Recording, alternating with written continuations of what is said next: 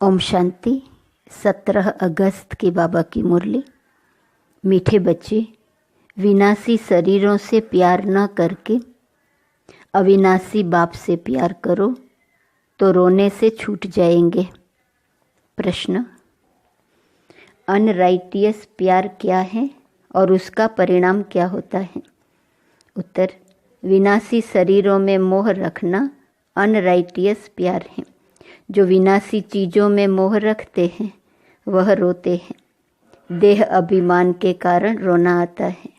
सतयुग में सब आत्मा अभिमानी हैं, इसलिए रोने की बात ही नहीं रहती। जो रोते हैं वह खोते हैं।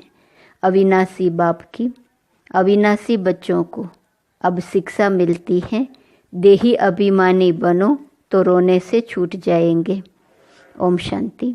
यह तो बच्चे ही जानते हैं कि आत्मा अविनाशी है और बाप भी अविनाशी हैं, तो प्यार किसको करना चाहिए? अविनाशी आत्मा को। अविनाशी को ही प्यार करना है। विनाशी शरीर को थोड़े प्यार करना चाहिए। सारी दुनिया विनाशी है, हर एक चीज़ विनाशी है। यह शरीर विनाशी है, आत्मा अविनाशी है। आत्मा का प्यार अविनाशी होता है। आत्मा कभी मरती नहीं, उसको कहा जाता है राइटियस। बाप कहते हैं तुम अनराइटियस बन गए हो। वास्तव में अविनाशी का अविनाशी के साथ प्यार होना चाहिए। तुम्हारा प्यार विनाशी शरीर के साथ हो गया है, इसलिए रोना पड़ता है। अविनाशी के साथ प्यार नहीं है। विनाशी के साथ प्यार होने से रोना पड़ता है। अभी तुम अपने को अविनाशी आत्मा समझते हो तो रोने की बात नहीं, क्योंकि आत्मा अभिमानी है। तो बाप अब तुम बच्चों को आत्मा अभिमानी बनाते हैं। देह अभिमान होने से रोना होता है। विनाशी शरीर पिछाड़ी रोते हैं। समझते भी हैं आत्मा मरती नहीं है। बाप कहते हैं अपने को आत्मा समझो। तुम अविनाशी बाप के बच्चे अविनाशी आत्मा हो। तुमको रोने की दरकार नहीं। आत्मा एक शरीर छोड़ जाए दूसरा पार्ट बजाती है, ये तो खेल है। तुम शरीर में ममत्व क्यों रखते हो? देह सहित देह के सब संबंधों से बुद्धि योग तोड़ो। अपने को अविनाशी आत्मा समझो। आत्मा कभी मरती नहीं। गायन भी है, जो रोया सो खोया। आत्मा अभिमानी बनने से ही लायक बन जाएंगे। तो बाप आकर देह अभिमानी से आत्मा अभिमानी बनाते हैं। कहते हैं तुम कैसे भूले हुए हो, जन्म जन्मांतर तुमको रोना पड़ा है। अब फिर से तुमको आत्मा अभिमानी बनने की शिक्षा मिलती है। फिर तुम कभी रोएंगे ही नहीं। यह है रोने वाली दुनिया, वह है हंसने की दुनिया। यह दुख की दुनिया, वह सुख की दुनिया। बाप बहुत अच्छी रीति से शिक्षा देते हैं। अविनाशी बाप की अविनाशी बच्चों को शिक्षा मिलती है। वह देह अभिमानी है तो देह को ही देख शिक्षा देते हैं, तो देह की याद आने से रोते हैं। देखते भी हैं शरीर खत्म हो गया, फिर उनको याद करने से क्या फ़ायदा? मिट्टी को याद किया जाता है क्या? अविनाशी चीज़ ने जाकर दूसरा शरीर लिया। यह तो बच्चे जानते हैं। जो अच्छा कर्म करता है उनको फिर शरीर भी अच्छा मिलता है। कोई को खराब रोगी शरीर मिलता है, वह भी कर्मों अनुसार है। ऐसे नहीं कि अच्छा कर्म किया है तो ऊपर चले जाएंगे। नहीं, ऊपर तो कोई जा नहीं सकते। अच्छे कर्म किए हैं तो अच्छा कहलाएंगे, जन्म अच्छा मिलेगा। फिर भी नीचे तो उतरना ही है। तुम जानते हो कि हम चढ़ते कैसे हैं। बल अच्छे कर्मों से कोई महात्मा बनेगा, फिर भी कला तो कम होती ही जाएंगी। बाप कहते हैं फिर भी ईश्वर को याद कर अच्छा कर्म करते हैं तो उनको अल्पकाल क्षणभंगुर सुख देता हूँ। फिर भी सीढ़ी नीचे तो उतरना ही है। नाम करके अच्छा हो। यहाँ तो मनुष्य अच्छे बुरे कर्मों को भी नहीं जानते हैं। रिद्धि सिद्धि वालों को कितना मान देते हैं। उन्हों के पिछाड़ी मनुष्य जैसे हैरान होते हैं। है तो सारा अज्ञान। समझो कोई इनडायरेक्ट दान पुण्य करते हैं, धर्मशाला हॉस्पिटल बनाते हैं, तो दूसरे जन्म में उसका एवजा जरूर मिलता है। बाप को याद करते हैं, भल गालियाँ भी देते हैं, तो भी मुख से भगवान का नाम कहते हैं। बाकी अनजान होने कारण जानते कुछ नहीं। भगवान को याद कर रुद्र पूजा करते हैं, रुद्र को भगवान समझते हैं। रुद्र यज्ञ रचते हैं, शिव व रुद्र की पूजा करते हैं। बाप कहते हैं मेरी पूजा करते हैं, परंतु बेसमझी से क्या क्या बनाते हैं, क्या क्या करते हैं। जितने मनुष्य उतने उन्हों के गुरु हैं। झाड़ में नए नए पत्ते, टाल टालियाँ आदि निकलते हैं तो वह कितना शोभते हैं। सतोगुणी होने के कारण उनकी महिमा होती है। बाप कहते हैं कि यह दुनिया है ही विनाशी चीज़ों को प्यार करने वाली। कोई कोई का बहुत प्यार होता है तो मोह में जैसे पागल बन जाते हैं। बड़े बड़े सेठ लोग मोहवश पागल हो जाते हैं। माताओं को ज्ञान न होने कारण विनाशी शरीर पिछाड़ी विधवा बन कितना रोती, याद करती रहती हैं। अभी तुम अपने को आत्मा समझ दूसरे को भी आत्मा देखते हो तो जरा भी दुख नहीं होता। पढ़ाई को सोर्स ऑफ इनकम कहा जाता है। पढ़ाई में एम ऑब्जेक्ट भी होती है, परंतु वह है एक जन्म के लिए। गवर्नमेंट से पगार मिलता है, पढ़कर धंधाधोरी करते हैं तब पैसे आदि मिलते हैं। यहाँ तो फिर बात ही नहीं है। तुम अविनाशी ज्ञान रत्नों से झोली कैसे भरते हो। आत्मा समझती है कि बाबा हमको अविनाशी ज्ञान खजाना देते हैं। भगवान पढ़ाते हैं तो जरूर भगवान भगवती ही बनाएंगे, परंतु वास्तव में इन लक्ष्मी नारायण को भगवान भगवती समझना रोंग है। अभी तुम बच्चे जानते हो, ओहो जब हम देह अभिमानी हो जाते हैं तो हमारी बुद्धि कितनी डिग्रेड हो जाती है, जैसे जानवर बुद्धि बन जाते हैं। जानवरों की सेवा भी बहुत अच्छी होती है, मनुष्यों की तो कुछ भी नहीं। रेस के घोड़ों आदि की कितनी संभाल होती है। यहाँ के मनुष्यों की देखो क्या हालत है। कुत्ते को कितना प्यार से संभालते हैं, चाटते रहते हैं, साथ में सुलाते भी हैं। देखो दुनिया का क्या हाल हो गया है। वहाँ सतयुग में यह धंधा होता नहीं। तो बाप कहते हैं बच्चों, तुमको माया रावण ने अनराइटियस बना दिया है। अनराइटियस राज्य है न। मनुष्य अनराइटियस तो सारी दुनिया भी अनराइटियस हो जाती है। राइटियस और अनराइटियस दुनिया में देखो फर्क कितना है। कलयुग की हालत देखो क्या है। मैं स्वर्ग स्थापन कर रहा हूँ तो माया भी अपना स्वर्ग दिखाती है, टेम्पटेशन देती है। आर्टिफिशियल धन कितना है। समझते हैं हम यहाँ ही स्वर्ग में बैठे हैं। स्वर्ग में थोड़े ही इतने ऊंचे 100 मंजिल के मकान आदि होते हैं। कैसे कैसे मकान सजाते हैं। वहाँ तो डबल स्टोरी के भी मकान नहीं होते। मनुष्य ही बहुत थोड़े होते हैं। इतनी जमीन तुम क्या करेंगे। यहाँ जमीन के पिछाड़ी कितना लड़ते झगड़ते हैं। वहाँ सारी जमीन तुम्हारी रहती है। कितना रात दिन का फर्क है। वह लौकिक बाप, यह पारलौकिक बाप है। पारलौकिक बाप बच्चों को क्या नहीं देते हैं। आधा कल्प तुम भक्ति करते हो, बाप साफ कहते हैं इनसे मुक्ति नहीं मिलती है, अर्थात मेरे से नहीं मिलते। तुम मुक्तिधाम में मेरे से मिलते हो। मैं भी मुक्तिधाम में रहता हूँ, तुम भी मुक्तिधाम में रहते हो।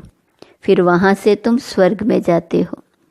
वहाँ स्वर्ग में मैं नहीं होता, यह भी ड्रामा है। फिर हूबहू ऐसे रिपीट होगा। फिर यह ज्ञान भूल जाएगा, प्रायः लोप हो जाएगा। जब तक संगम युग नहीं आया है तब तक गीता का ज्ञान कैसे हो सकता। बाकी जो भी शास्त्र आदि हैं वह है भक्ति मार्ग के शास्त्र। अब तुम नॉलेज सुन रहे हो। मैं बीज रूप ज्ञान का सागर हूँ।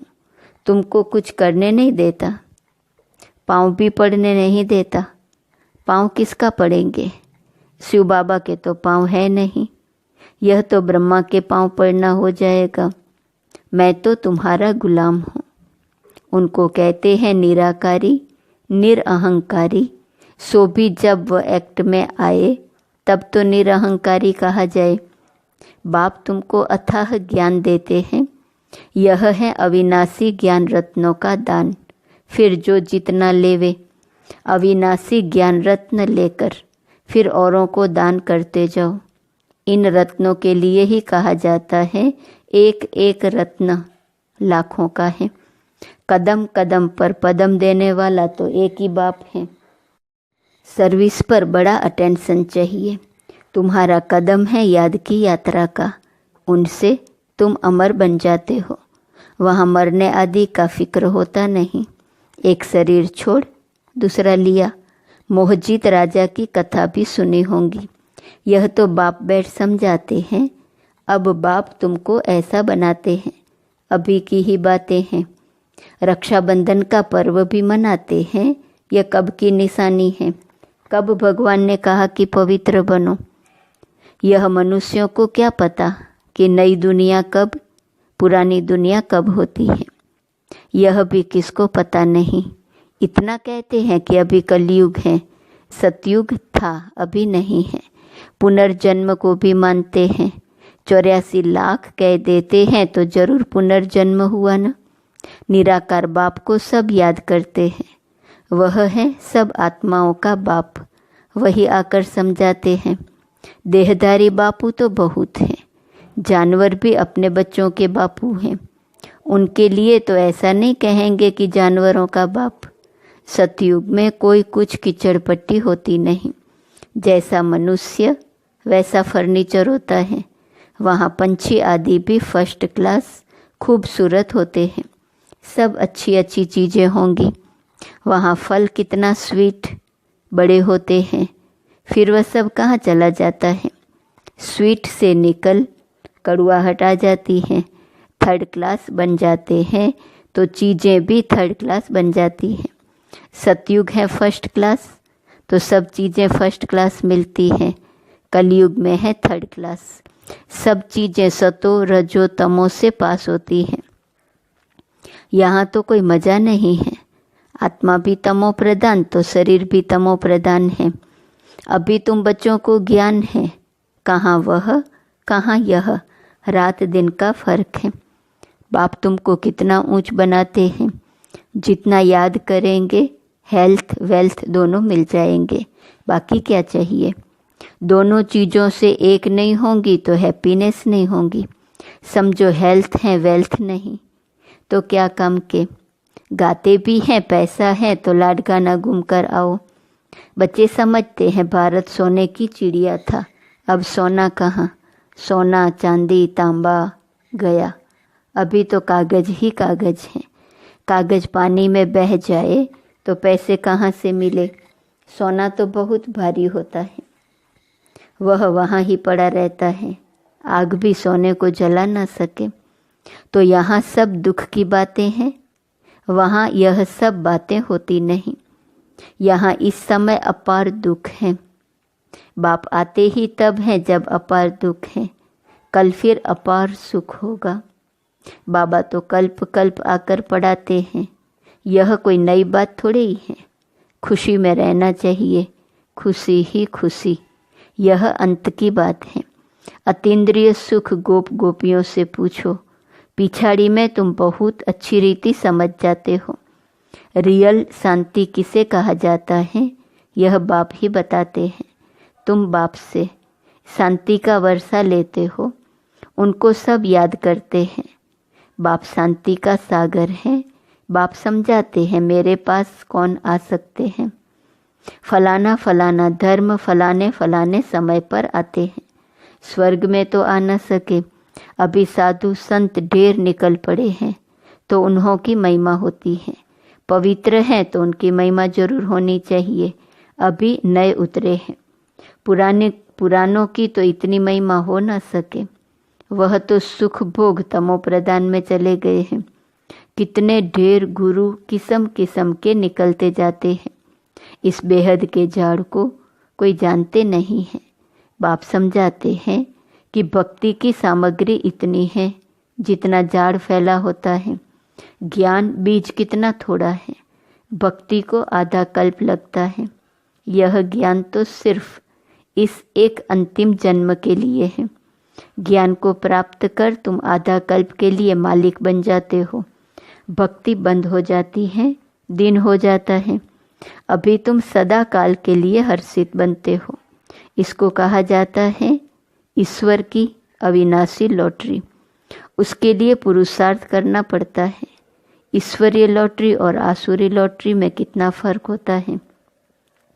अच्छा, मीठे मीठे सिकिलते बच्चों प्रति माता पिता बाप दादा का याद, प्यार और गुड मॉर्निंग। रूहानी बाप की रूहानी बच्चों को नमस्ते। रूहानी बच्चों की रूहानी बाप को नमस्ते नमस्ते नमस्ते। धारणा के लिए मुख्य सार। पहली पॉइंट, तुम्हारे याद के हर कदमों में पदम है। इससे ही अमर पद प्राप्त करना है। अविनाशी ज्ञान रत्न जो बाप से मिलते हैं उनका दान करना है। दूसरी पॉइंट, आत्म अभिमानी बन अपार खुशी का अनुभव करना है। शरीरों से मोह निकाल, सदा हर्षित रहना है। मोह जीत बनना है। वरदान, हर घड़ी को अंतिम घड़ी समझ सदा रूहानी मौज में रहने वाली विशेष आत्मा भव। संगम युग रूहानी मौजों में रहने का युग है, इसलिए हर घड़ी रूहानी मौज का अनुभव करते रहो। कभी किसी भी परिस्थिति या परीक्षा में मूंझना नहीं, क्योंकि यह समय अकाली मृत्यु का है। थोड़ा समय भी अगर मौज के बजाय मूंझ गए और उसी समय अंतिम घड़ी आ जाए तो अंतमति सुगति क्या होंगी। इसलिए एवर रेडी का पाठ पढ़ाया जाता है। 1 सेकंड भी धोखा देने वाला हो सकता है। इसलिए स्वयं को विशेष आत्मा समझकर हर संकल्प, बोल और कर्म करो और सदा रूहानी मौज में रहो। स्लोगन, अचल बनना है तो व्यर्थ और अशुभ को समाप्त करो। आज का स्वमान, मैं सदा याद की छत्र छाया में हूँ। अव्यक्त इशारे की पॉइंट 17 अगस्त। सदा विजयी रहने के लिए याद की छत्र छाया में रहो।